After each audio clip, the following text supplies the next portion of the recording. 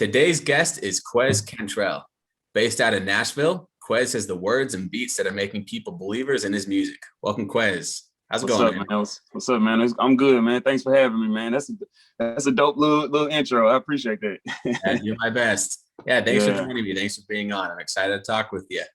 Uh, So let's Appreciate it. start back. Let's start back at the beginning. Where were you born and raised, and then how did music first come into your life?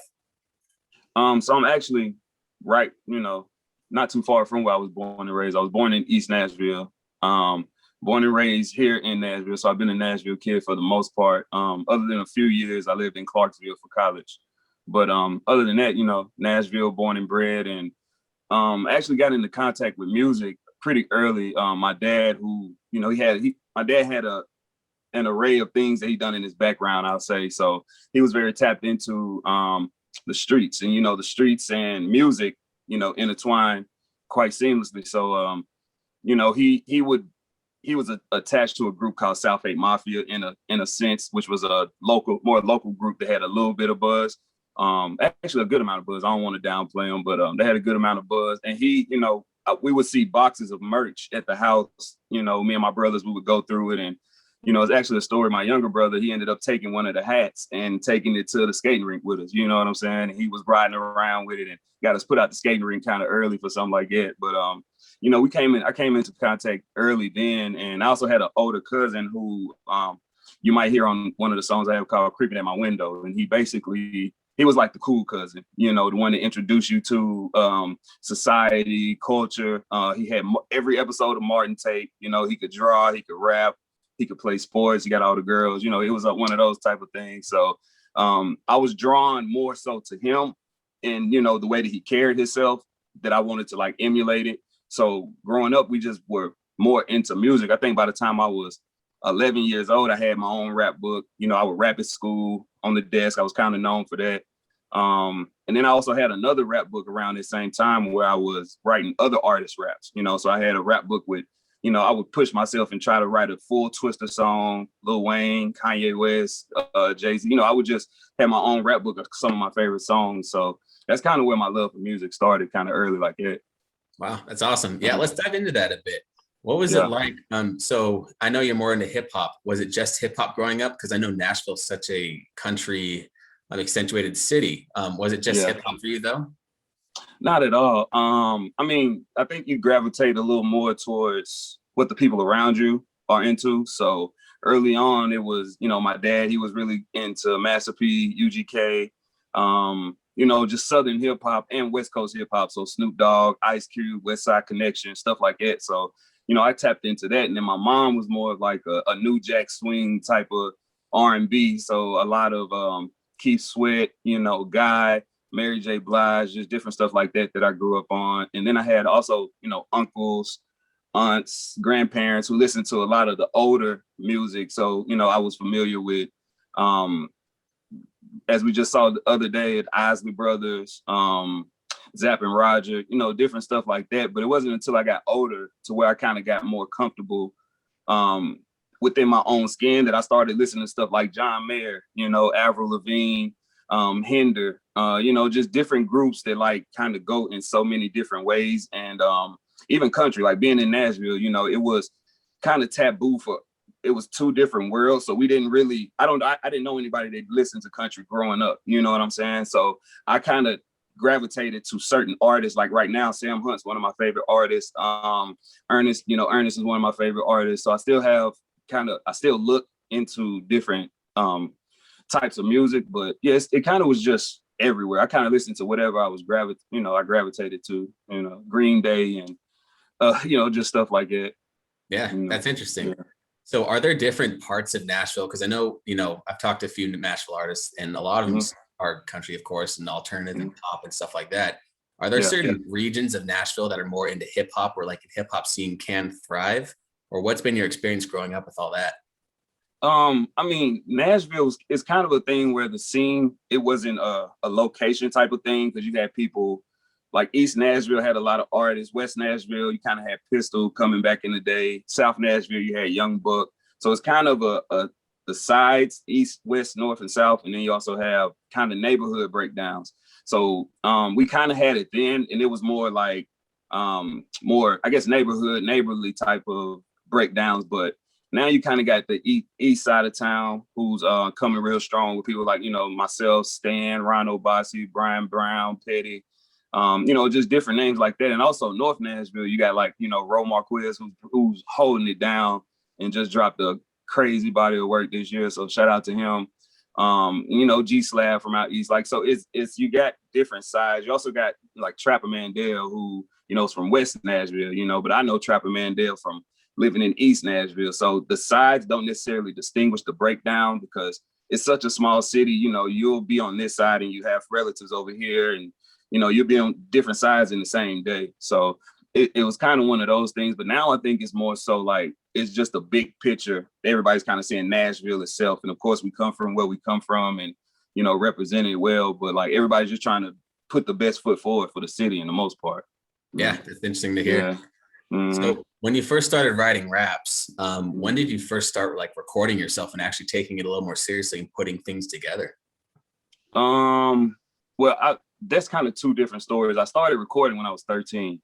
That was the first time that I literally went to, one of my friend's house. He had the setup beside his bed. I stayed for a weekend and we knocked out a lot of tracks, one of those type things. But after that, it was still kind of just going to people's houses and things like that. But I didn't take it serious literally until I probably put this together. This is in my bedroom closet, so I started back writing and said, I'm gonna take it serious October 2018, I believe.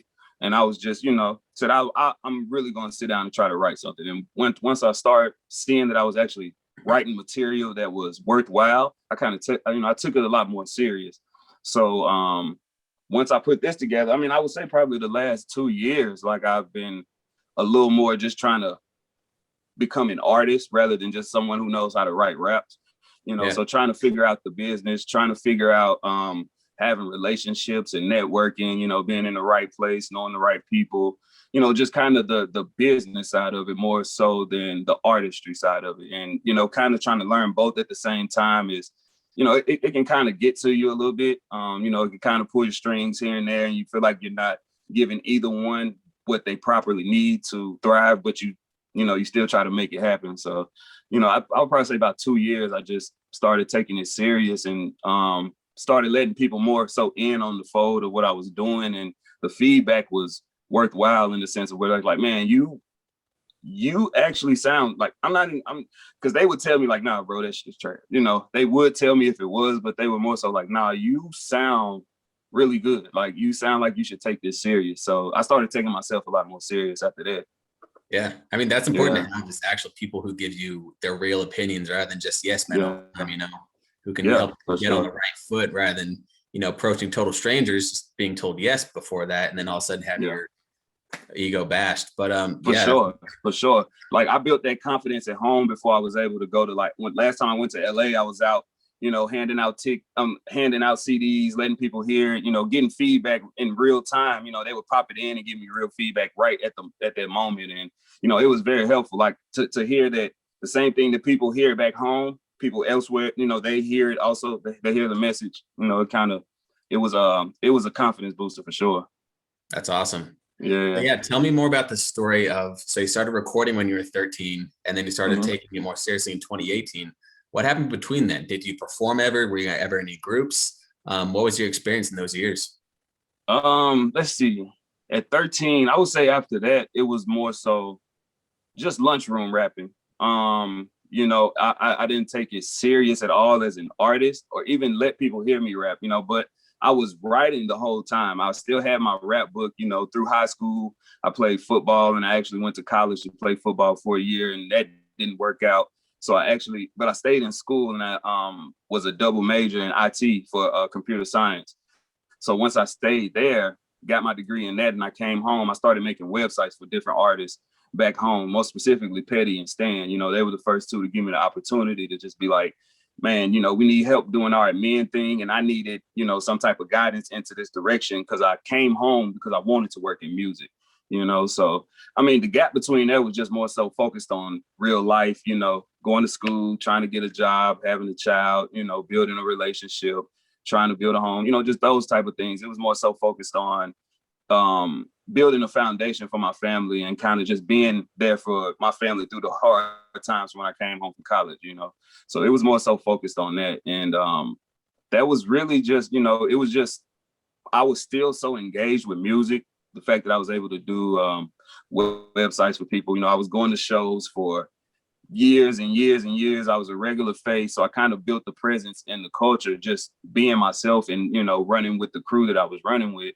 And it built that familiarity with other people to pretty much allow them to like, oh, okay, that's Quez. I remember him, but you know, wow, he's making music now. What, you know, where did that come from? I've never, and these are people who've known me for, you know, my younger brother, he kind of said, you know, when he first heard me, he was like, bro, you a mystery. Like, you're a mystery. I didn't even know you could do this, you know, and that's crazy because I was the IT guy who was in my books, you know, but I'm also in an environment where like my life was like super real, you know what I'm saying? And it's a lot that came with being me just to be able to put myself in environments to thrive, you know what I'm saying?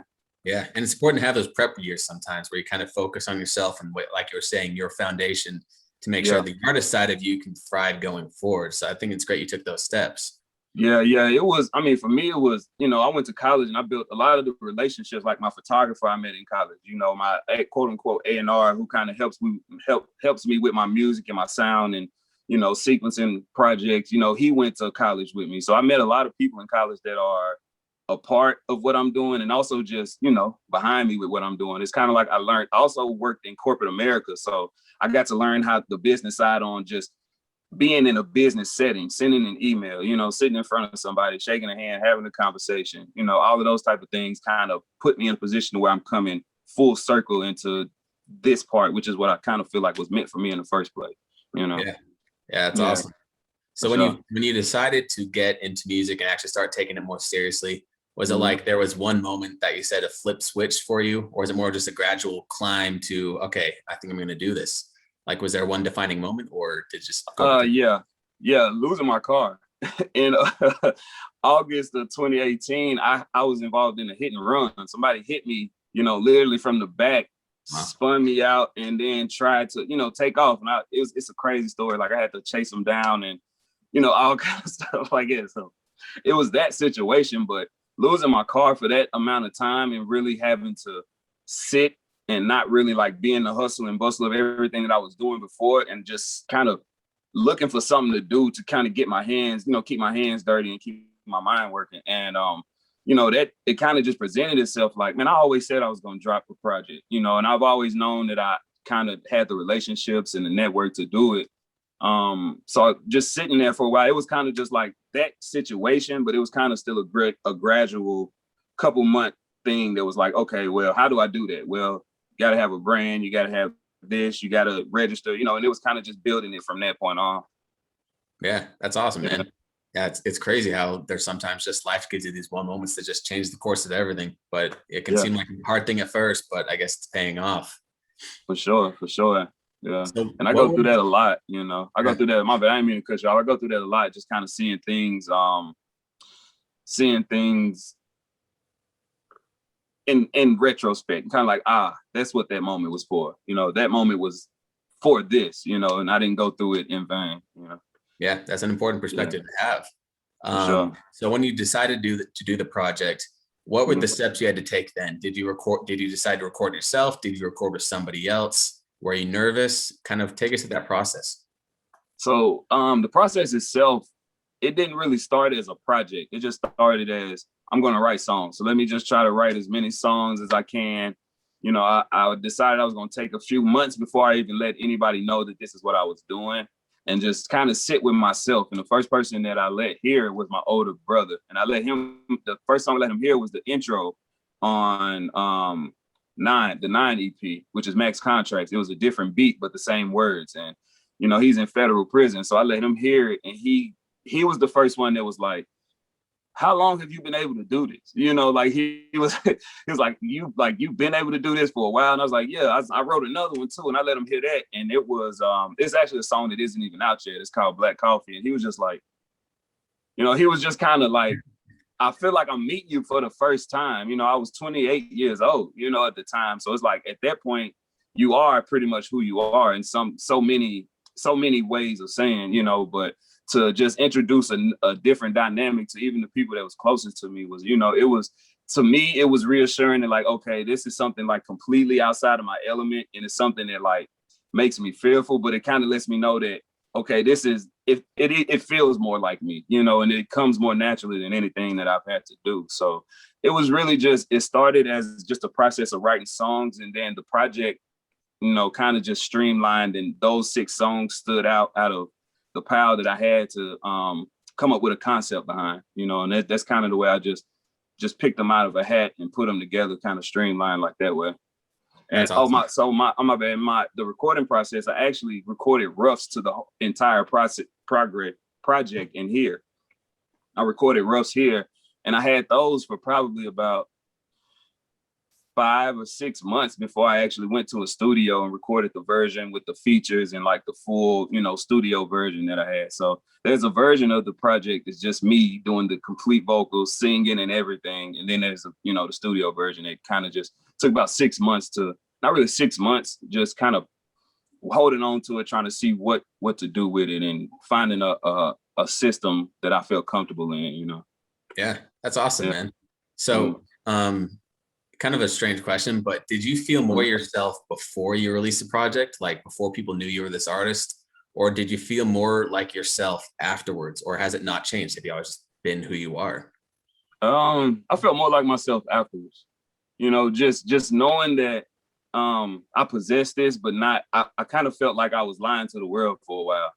Not fully being myself. And it's even stranger because I was actually in the industry of music and doing things in music, but I feel like I was just only giving people a fraction of myself. And, it's kind of like a dark way maybe to think of it, but like, I didn't want to die with people not really knowing who I was and me not being able to, quote unquote, tell my own story. So, it was important for me to tell my story, tell the people around me, tell our story and just be authentic and be honest with it, tell it from the heart and really, do it in a way that I haven't seen anybody kind of do it for us, and that's kind of what it was. Like, I just felt a lot more whole once I kind of showed the world that side of myself, Yeah, absolutely. And it's like, we all need our ways of expression, our outlets. And I feel like for musicians, it's like, if you don't have that musical outlet, it doesn't feel like the life you need to be living almost. It's kind of weird.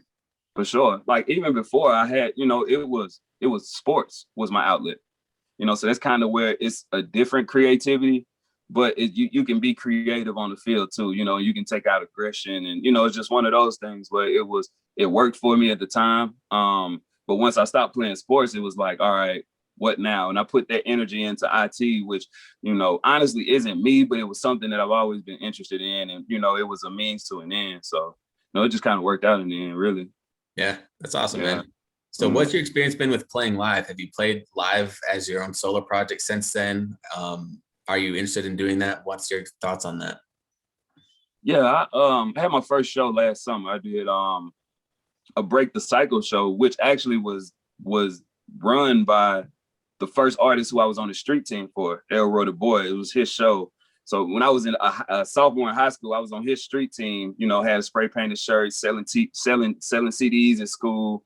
And, just kind of full circle moment, like, my first show is something, opportunity that he presents me, so that was my first show. I wasn't really nervous. It kind of just felt like once I got up there and got in the motion of it, I felt like I was at home. Like, I felt like I've been practicing this in my head, in my living room, in my bathroom, in the shower. I've been practicing this for so long that it just, I just showed the world what I've been doing by myself this whole time, And then from there, I had a couple more shows. I had one, I was actually able to be on the Starlito show as one of the intro artists.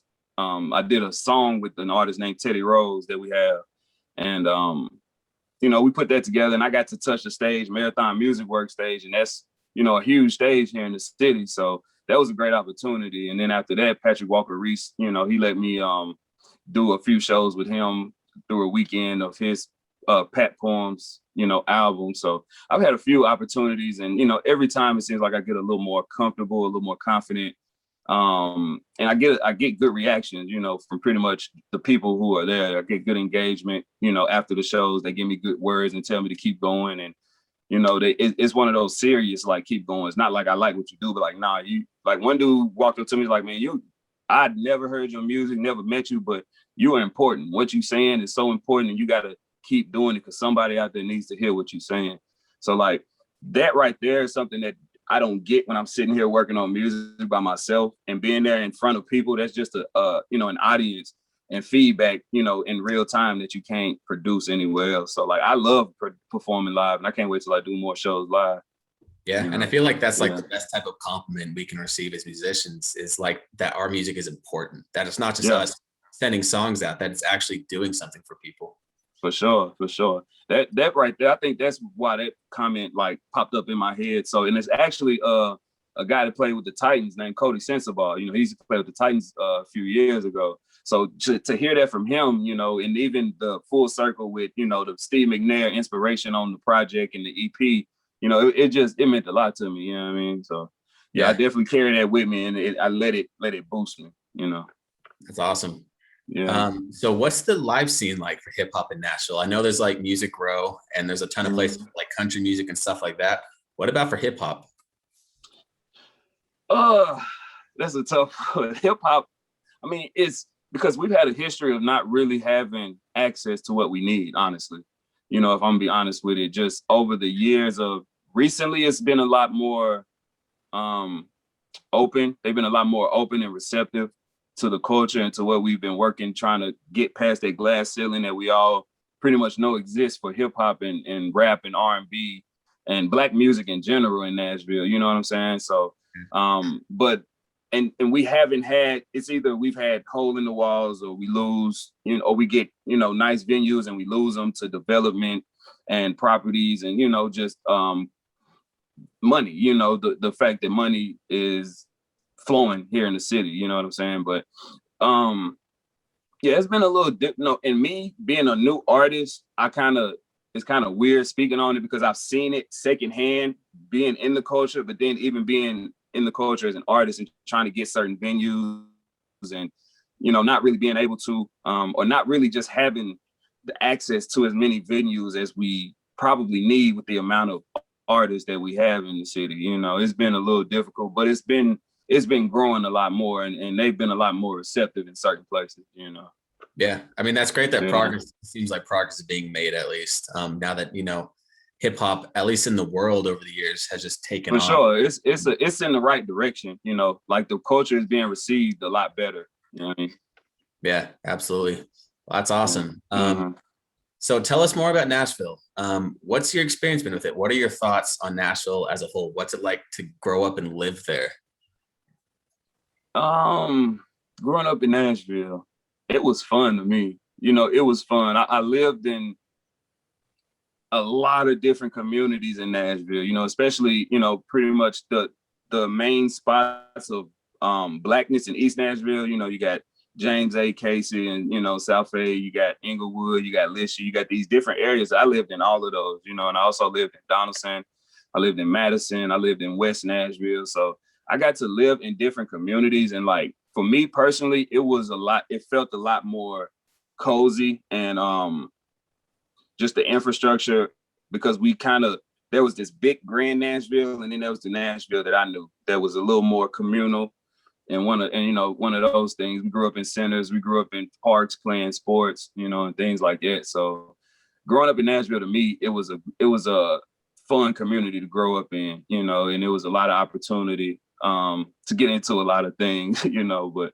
yeah, it was just one of those things where to see what it's gone to now is kind of, it's mind blowing, because I don't think I saw this growing up, but kind of to see it grow, it's like I knew Nashville always had the potential to be the city that it is and that it's growing to.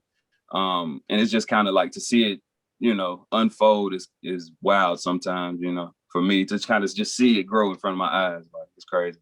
Yeah, and something Yeah. else is like, I'm sure it's important, as a city you love and care about, that you want to see the hip hop scene expand, to be a part of that, because For that sure. increases the demand and opens up the shows and stuff like that. So it's great you're a part of it. Yeah. Yeah. And a lot of what made me like write that project, be a part of that, you know. Yeah, like, you know, really want to be a part of it, and just to continue, or just get, you know, just to set our own footprint in it, you know, and to actually exist as in the growth of what it is, you know. Yeah, absolutely. Yeah. So what are you excited for that's coming up? Man, so I'm wearing this shirt.